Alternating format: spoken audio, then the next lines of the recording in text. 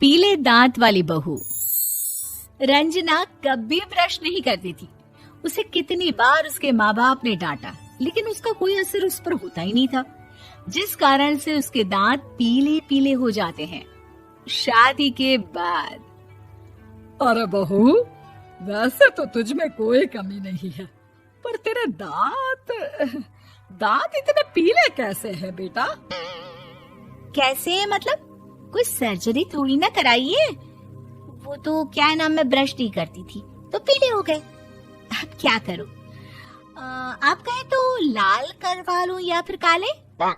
यार ये क्या है, क्यों माँ से लड़ रही हो? लड़ रही हूँ? अरे मैं लड़ रही हूँ या ये बोल रही है कि दांत पीले हैं, पीले। अरे तपस्या थोड़ी ना की है इन्हें पीले करने के लिए। बकायदा ब्रश नहीं किया है 20 साल तक, तब जाकर। छी, कैसी बात कर रही हो? ये उस वक्त तो पीले नहीं थे जब हम लोग तुम्हें देखने आए थे। अरे तब साफ करवा लिया होगा डेंटिस्ट के पास जाकर। अब देखो कैसे पीले पीले लग रहे हैं। रंजना सास की तरफ गुस्से से देखती है। फिर शुरू हो गई पीले पीले पीले। अरे पीले तो तब भी थे जब मेरे हाथ का रसगुल्ला उड़ा उड़ा कर खा रही थी और बोल रही थी, लड़की नहीं गुणों का खजाना दे रहे भाई साहब आप। खैर, अब वो लोग करते भी तो क्या करते, पीले दांत वाली बहू पल्ले पड़ी थी तो झेलना तो था ही।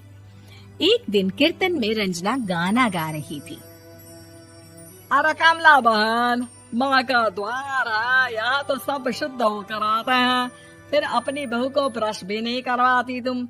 दूर से पीले पीले दांत भक्ति में बाधा उत्पन्न कर रहे हैं।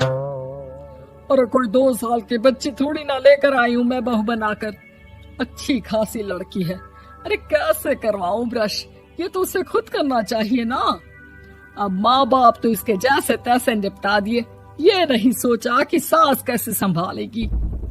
सास बहू को लेकर घर आ जाती है, लेकिन सोच लेती है कि अब इसे लेकर कहीं नहीं जाएगी। अगले रोज बहू कहती है, अरे क्या हो गया, मंदिर नहीं जाना क्या? कीर्तन का वक्त हो रहा है। मेरी मधुर वाणी से कान्हा जी जागते हैं और सोते हैं। आप तो जानती है ना उनकी भक्ति में कितना मन लगता है मेरा। वो क्या है ना, तबीयत ठीक नहीं लग रही है मेरी, आराम करूंगी मैं। तबीयत ठीक नहीं लग रही? अभी तो मिथुन के गाने पर नाच रही थी आप, और अब बोल रही है कि तबीयत ठीक नहीं लग रही। अरे भक्ति में मन लगा लो सासू माँ, ऊपर जाना है, क्या मुंह दिखाओगी आप? हाँ? सास को बहू की बात पर गुस्सा आ जाता है। मैं क्या मुंह दिखाऊंगी, इसकी चिंता तो ना कर, समझी? अपने मुंह की चिंता कर, जो ये पीले पीले दांत लेकर हर जगह पहुंच जाती है। पता है लोग कितना मजाक बनाते हैं। ना जी ना, मैं नहीं जाना कहीं तेरे साथ। तो ये बात है। कोई ना, मत जाओ, मैं अपने कमरे में ही बैठकर भक्ति कर लूंगी। ऊपर वाला दांत थोड़ी ना देखता है, मन देखता है, भावना देखता है। और अरे बस बस, तू सब कुछ दिखा, बस ये सफेद चमकदार दांत ना दिखाना किसी को, है? जा यहाँ से। बहू को सास की बात का कोई फर्क नहीं पड़ता, वो तो जैसी थी वैसी ही रह जाती है। सुबह नहाकर किचन में खाना बनाना, फिर खाना खाना, कीर्तन भजन करना और सो जाना। एक दिन, माँ जी मैं सहेली के घर जा रही हूँ, शाम को लेट आऊंगी। हाँ हाँ तो जाना, मैंने कौन सा तेरी आरती करनी है घर पर बैठकर। रंजना सहेली के घर जाती है, जहाँ वो पार्टी में जाने की तैयारी कर रही होती है। अरे शिखा, कहाँ जाने की तैयारी कर रही है? मैं गलत वक्त पर आ गई क्या? अरे नहीं यार, उल्टा सही वक्त पर आई है। मैंने ये साड़ी और ज्वेलरी निकाली है यार, शाम को इनके ऑफिस की एक पार्टी में जाना है। बताना कैसा लग रहा है ये सब?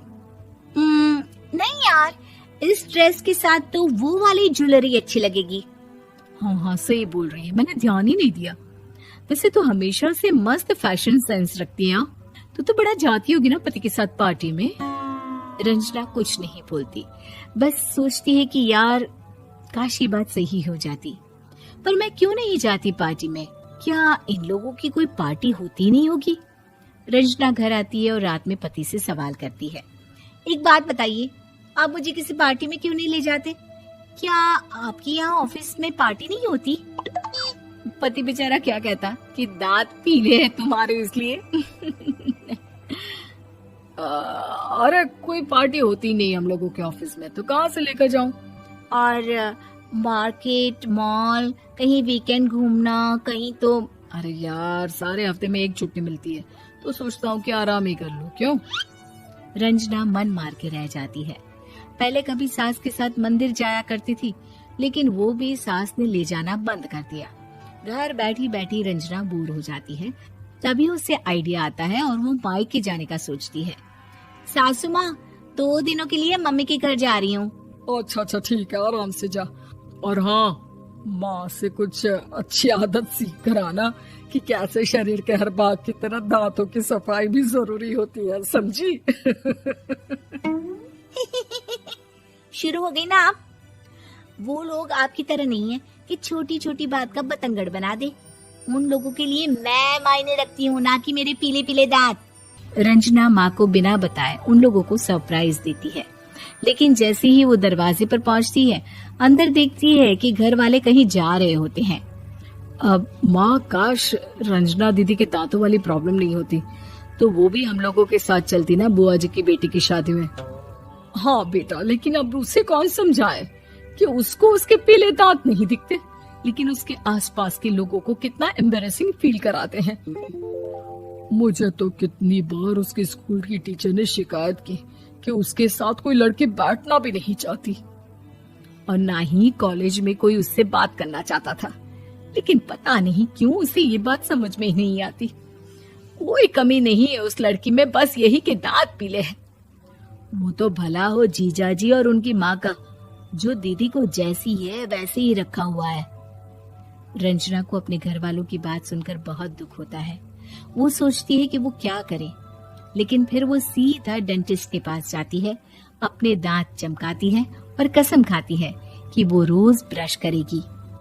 अरे क्या हो गया?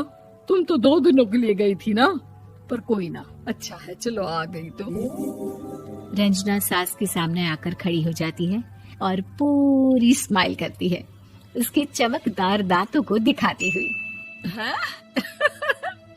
चले मंदिर। माँ, मुझे माफ कर दीजिए, मैंने आप लोगों को बहुत एम्बैरेसिंग फील करवाया। मैं आज से रोज ब्रश करूंगी।